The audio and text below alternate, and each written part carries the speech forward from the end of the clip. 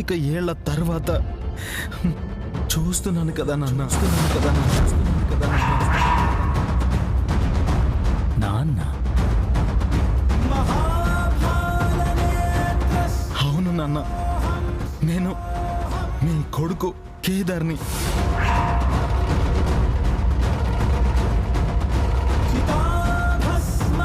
పాతిక ఏళ్ల మీ అజ్ఞాతవాసానికి ఈరోజు తెరపడింది నాన్న.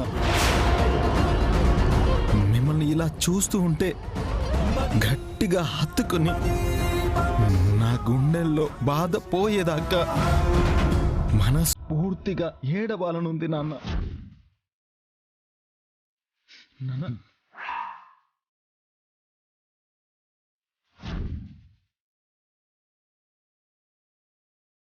కేదార్, నువ్వు ఎవరో, నువ్వు నన్ను తండ్రి అని ఎందుకు అనుకుంటున్నావో నాకు తెలియదు. ఆఫీస్లో గొడవ చేయకుండా బయటకు వెళ్ళు. నేను గొడవ చేయడానికి రాలేదు నాన్న. నేను మీకోసం, మీ ప్రేమ కోసం వచ్చాను. చూడు కేదార్, ఏదో తెలిసిన అబ్బాయి కదా అని ఇంకా మర్యాదగా మాట్లాడుతున్నాను. తెలిసిన అబ్బాయి ఏంటి నాన్న? నేను మీ కొడుకుని. మీరు నన్ను తప్పుగా అర్థం చేసుకుంటున్నారు. మీకు అర్థమయ్యేలాగా ఎలా చెప్పాలో నాకు తెలియడం లేదే. హే, నీకు మాటలతో చెప్తే అర్థమవుతున్నట్టు లేదు. నాన్న, ఒకసారి ఇటు చూడండి. ఏం చూడాలి?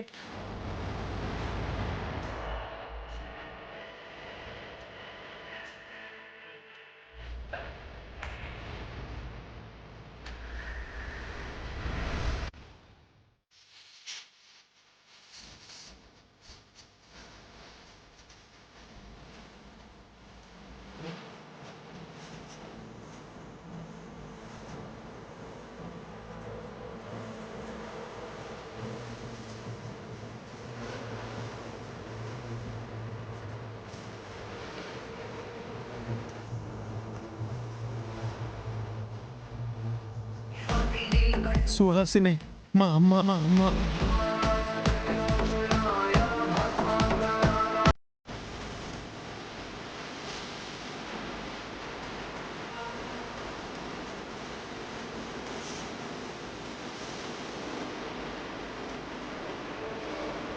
సుహాసిని కొడుక. ఈ నిజం నా కుటుంబానికి కానీ ప్రపంచానికి కానీ తెలియకూడదు. తెలిస్తే ఇన్నేళ్ళు నేను కష్టపడి సంపాదించుకున్న పేరు, ప్రతిష్టలు కౌశికి కష్టం వృధా అయిపోతుంది. నా కుటుంబం చెల్లాచెదురైపోతుంది. నా కొడుకు, నా భార్య దృష్టిలో ఒక తప్పుడు మనిషిగా మిగిలిపోతాను. ఈ నిజం తెలిస్తే తండ్రి స్థానంలో ఉంచిన కౌశికి కళ్ళల్లో మర్యాద ఉంటుందా? నో, అలా జరగడానికి వీల్లేదు. నా గతం నుంచి నా కుటుంబాన్ని నేనే కాపాడుకోవాలి. అంటే నేనే తన తండ్రినని ఒప్పుకోకూడదు. ప్రతి బిడ్డకి తండ్రే బలమంటారు, కానీ నా చిన్నప్పటి నుంచి మీరే నా బలహీనత నాన్న. మీ గురించి అడిగే ప్రతి ప్రశ్నకి నా దగ్గర సమాధానం లేక ఆ ప్రశ్నల నుంచి 25 ఏళ్లుగా పారిపోతూనే ఉన్నాను నాన్న. ఇక నాకు అవసరం లేదు. మీరు దొరికేశారు, నా ముందున్నారు, నన్ను గుర్తుపట్టారు. నాకదే చాలు నాన్న. ఎవర్రా నీకు నాన్న? ఇందాకటి నుంచి నాన్న నాన్న అని ఒకటే నస పెడుతున్నావు. నేను నాన్న నీ కొడుకుని. చంపేస్తా ఇంకోసారి ఆ మాట అన్నావంటే. నాకున్నది ఒక్కడే కొడుకు, వాడు ఇంట్లో ఉన్నాడు. నువ్వెవరో నాకు తెలీదు. నేను సుహాసిని కొడుకుని. నువ్వే ఎవరో తెలియదంటుంటే ఇంకా మీ అమ్మ ఎలా తెలుస్తుంది? మీ అమ్మ పేరు ఎలా తెలుస్తుంది? నువ్వు ఎవడికి పుట్టావో వెళ్ళి మీ అమ్మను అడుగు. ఇలా కనిపించిన వాళ్ళందరినీ నాన్న నాన్న అంటే జనాలు నవ్వుతారు.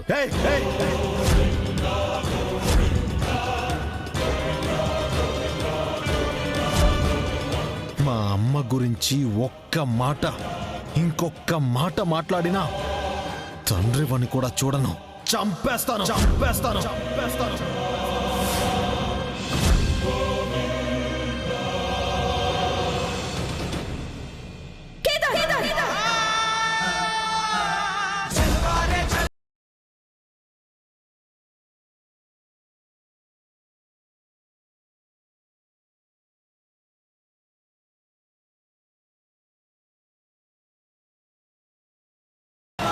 తమ్ముడు అనుకున్నాను కాబట్టి వదులుతున్నాను.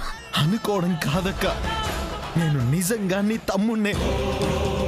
నీ తమ్ముణ్ణేనక్క, నీ తమ్ముణ్ణేనక్క.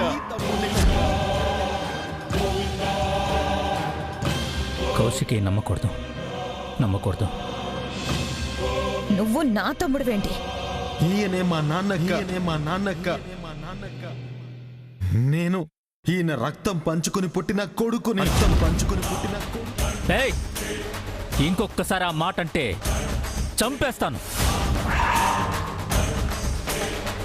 నేను నీ తండ్రిని కాదు. నీకు నాకు ఏ సంబంధం లేదు. పో బయటికే. బాబాయ్ మీరు కూల్ అవ్వండి. ఎవడో చేసిన పాపాన్ని నా కట్టకట్టాలని చూస్తున్నాడు. అయ్యో బాబాయ్ బాబాయ్ బాబాయ్ ఇస్తున్నా.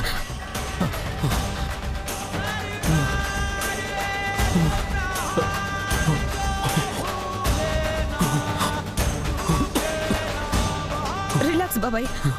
కౌశికి వాడి పొమ్మను.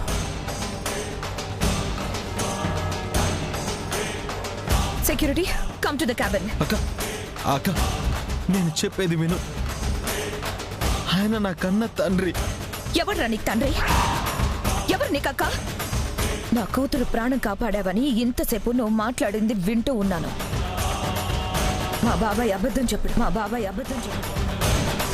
నీకు ఆయనకి సంబంధం లేదని చెప్పాడు అంటే ఏ సంబంధం లేదని అర్థం. నీ తండ్రి ఎవరో ఎక్కడుంటాడో వెళ్ళి వెతుక్కో. ఇంకోసారి కొడుకుని కన్న తండ్రి అని వస్తే ఇంత మర్యాదగా అయితే మాట్లాడను. సెక్యూరిటీ తీసుకెళ్ళండి బయటికి. అక్క అక్క తీసుకెళ్ళండి. అక్క నేను చెప్పేది విను. అక్క అక్క ప్లీజ్ అక్క. అక్క ఆయనే నా తండ్రక్క. చీకటిలోన తోడై నిలిచే నాన్న వదిలేసావా నన్నే ఎడబాటునా. కసిరే వేదనలోన మసిలే ధైర్యం లేని పసివాణ్ణేలే ఇంకా ఎదమాటునా. కౌశికి నేనే తప్పు చేయలేదు. నాకు తెలీదా బాబాయ్? వాడెవడో వచ్చి ఏదో చెప్తే వాణ్ణెలా నమ్ముతా? నిన్ను చూసి పెరిగిందాన్ని బాబాయ్. మీరు ఈ కుటుంబానికి కలత తెచ్చే పని ఎప్పుడూ చేయరని నాకు తెలుసు బాబాయ్. చేశా కౌశికి, కలత కాదు, కుటుంబం నాశనమయ్యే తప్పు చేశాను. దాన్ని ఇప్పుడు సరిదిద్దుకుంటాను. వాడు నా కొడుకే అన్న నిజం కుటుంబం వరకు వెళ్ళనివ్వను.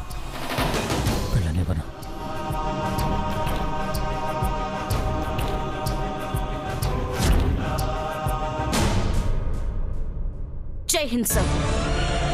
జై హింద్ జేడి. కేదార్కి ఏమైంది? ఏమైంది సార్?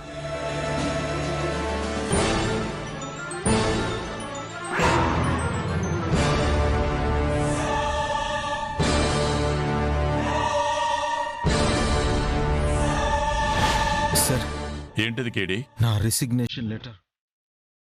వాట్?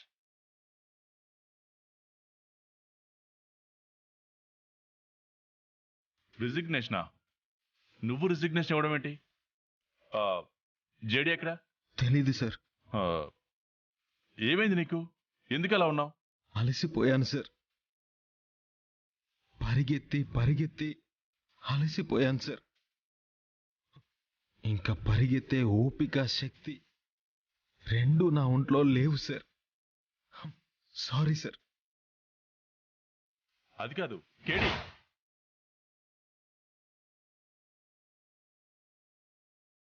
మనిషిని చూస్తేనే తెలుస్తుంది ఏదో జరిగిందని. ఎంత అడిగినా ఏమీ చెప్పలేదు. నీకేమైనా చెప్పాడేమోనని పిలిపించాను. తెలీదు సార్. పొద్దున్నే చాలా హ్యాపీగా కాల్ చేసి గుడ్ న్యూస్ చెప్పాలి అన్నాడు. ఇప్పుడేమో మీరు జాబ్కి రిజైన్ చేశాడని చెప్తున్నారు. నాకేం అర్థం కావట్లేదు సార్. ఈ రిజిగ్నేషన్ యాక్సెప్ట్ చేస్తే ఏమవుతుందో తెలుసు కదా. కేడి మళ్ళీ పోలీస్ డిపార్ట్మెంట్లోకి రాలేడు. ప్లీజ్ సార్, యాక్సెప్ట్ చేయకండి సార్. నేను ఇప్పుడే వెళ్ళి కేదార్తో మాట్లాడి వెనక్కి తీసుకొస్తాను. ఇంకోసారి ఇలా చేయకుండా నేను చూసుకుంటాను సార్. Okay JD. కేదార్కి వచ్చిన బాధ ఏంటో అడిగి తెలుసుకో. నీతోనే పంచుకుంటాడు. Okay sir.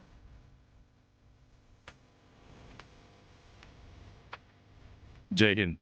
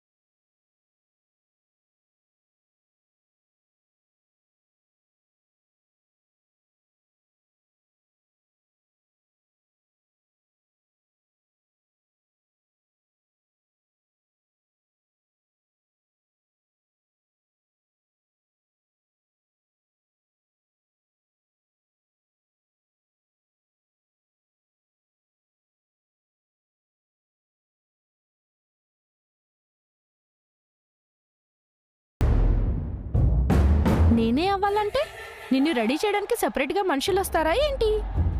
రారా. అదేంటత్తయ్య, వజ్రపాటి పరువుకి ప్రతిష్టకి ఒక పనికి 10 మంది ఉంటారనుకున్నాను. మా ఇంట్లో ఏ చిన్న ఫంక్షన్ జరిగినా చుట్టూ పని వాళ్ళు ఉండేవారు. అలాంటిది వజ్రపాటి ఇంట్లో ఎలా ఉంటుందో అనుకున్నాను. ఇలా ఉంటుందనుకోలేదత్తయ్య. వజ్రపాటి ఇల్లంటే సామాన్యుడికి అందని ఒక కోట అనుకున్నాను, కానీ ఇలా సామాన్యులుగా బతికే ఇల్లు అనుకోలేదు.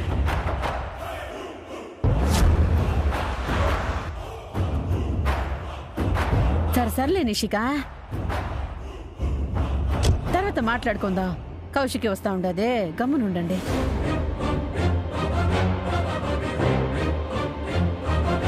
ఆ కేదార్ డబ్బు కోసం ఇంత పని చేస్తాడనుకోలేదు. అవును బాబాయ్, ఆఫీస్కి వచ్చాడు కాబట్టి సరిపోయింది. ఇంటికొచ్చి పిన్నిని కలిసుంటే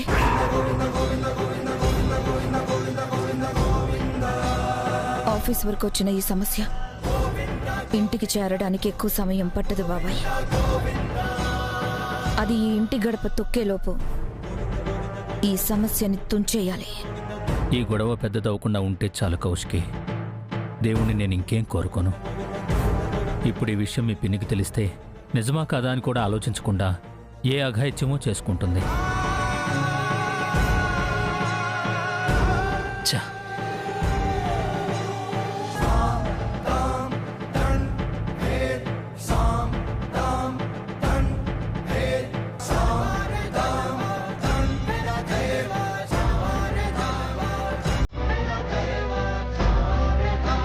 కౌశికి, కాఫీ తాగుతావా? వద్దు పిన్ని.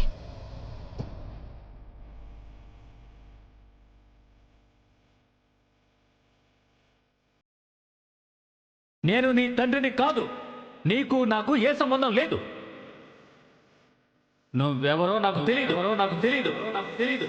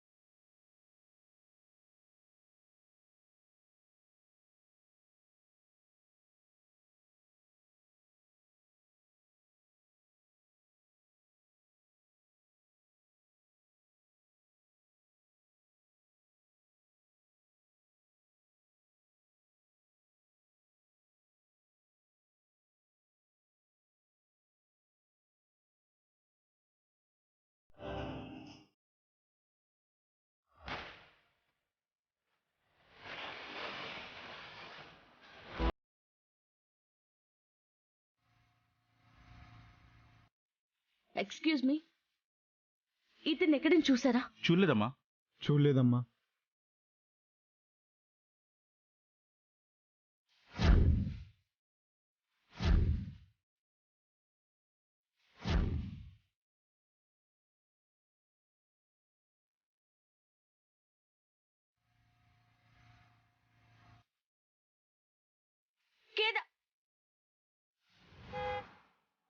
కేదార్ ఆగు,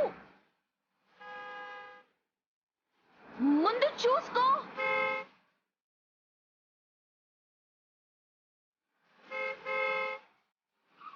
కేదార్, ఏమి నీకు ఇవాళ? నేను రావడం ఒక్క క్షణం లేట్ అయి ఉంటే ఏమేదో తెలుసా? మీ నాన్నని వెతకడం కోసం పోలీస్ ఫోర్స్ లో జాయిన్ అయ్యావు. అలాంటిది ఇవాళ ఆ ఫోర్స్ కే నువ్వు రిజిగ్నేషన్ ఇచ్చావని సార్ చెప్తే నేను నమ్మలేకపోయాను తెలుసా? అయినా ఏం జరిగినా మీ నాన్న దొరికే వరకు ఈ జాబ్ వదలవని నాకు తెలుసు. ఏమైంది కేదార్? నేనెప్పుడు నిన్నిలా చూడలేదు. చెప్పు కేదార్, ఏమైంది? నీకొచ్చిన కష్టం ఏదైనా సరే నేను నీకు హెల్ప్ చేస్తాను. చెడి.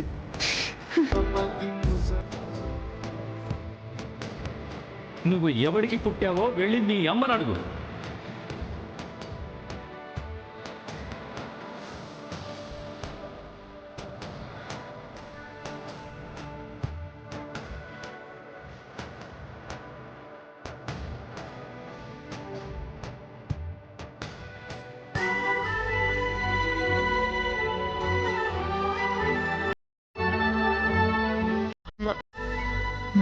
నాన్నని కలిసాను రాత్రి.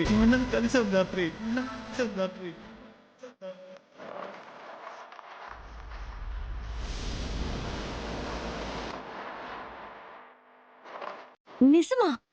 ఎవరు? ఎప్పుడు కలిసావు? ఎక్కడ కలిసావు? సుధాకర్ వజ్రపాటి.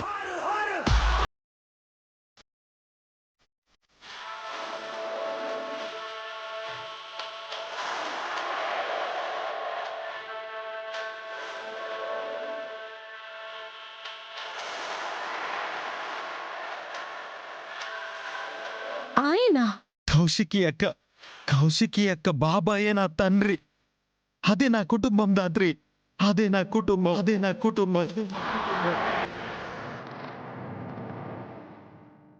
నన్ను ఆయన కొడుకు కాదని పో అన్నాడు. నాకు ఆయనకు ఏ సంబంధం లేదు అన్నాడు. నాకున్నది ఒక్కడే కొడుకు, వాడు ఇంట్లో ఉన్నాడు. నువ్వెవరో నాకు తెలీదు. ఇలా కనిపించిన వాళ్ళందరినీ నాన్న నాన్న అంటే జనాలు నవ్వుతారు. నీకు ఆయనకి సంబంధం లేదని చెప్పాడు అంటే ఏ సంబంధం లేదని అర్థం. నీ తండ్రి ఎవరో ఎక్కడుంటాడో వెళ్ళి వెతుక్కో. కోటి ఆశలతో కన్న ప్రేమని వెతుక్కుంటూ వెళ్ళిన నాకు కన్నీరే మిగిలింది దాత్రి. నాకు కావాల్సింది ఆయన డబ్బు అంతస్తు కాదు, ఆయన ప్రేమ. ఆయన నాకు తోడున్నాడు అనే ఒక చిన్న ధైర్యం అని నేను ఎలా చెప్పాలి దాత్రి? నాన్న అనే నిజం ఇంత బరువుంటుందని, ఇంత బాధ పెడుతుందని మా అమ్మకి తెలుసు దాత్రి. అందుకే ఈ నిజం నుంచి దూరంగా పెంచింది. కానీ నేనే ఫూల్ లాగా నాన్న నాన్న అంటూ వెళ్ళాను. ఆయన కళ్ళల్లో భయం, మొహంలో కోపం తప్ప ఇంత కూడా ప్రేమ కనిపించలేదు దాత్రి. చిన్నప్పటి నుంచి నీ తండ్రి ఎవరు, నీ ఇంటి పేరేంటి, అసలు నీకు తండ్రి ఉన్నాడా, ఇలాంటి ప్రశ్నలు విని విని విని విసిగిపోయాను దాత్రి. ఇవాళ ఆ ప్రశ్నలకి సమాధానం దొరుకుతుంది అని అనుకున్నాను. కానీ ఆయన నా తండ్రే కాదు అంటున్నాడు. నా అమ్మాయి ఎవరో తెలియదు అంటున్నాడు. నీకు నాకు సంబంధమే లేదు అని అంటున్నాడు. నా పుట్టుకకి కారణమైన వాడే నా పుట్టుకకి సాక్ష్యాలు అడుగుతుంటే నన్నేం చేయమంటావు దాత్రి? నన్ను ఏం చేయమంటావు?